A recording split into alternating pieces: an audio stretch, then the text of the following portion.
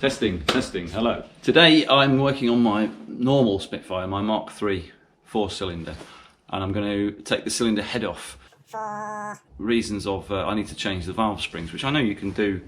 There is a way of doing it with the cylinder head on the car, but I don't want it. So what I'm going to do is just take the cylinder head off and see basically how quickly I can do it.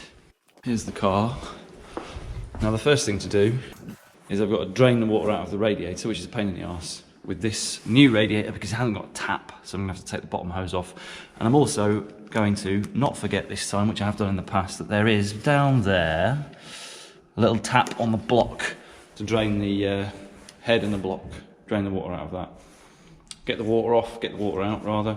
Then I'm going to take the manifolds off, the dynamo, and I'm going to see if I can lift the whole thing once I've disconnected the hoses and whatnot. If I can lift the whole thing with the water pump and fan in place without having to move the radiator, but we'll see. It's very tight between the radiator and the fan, and it might be easier just to slacken the radiator off and move it forward slightly.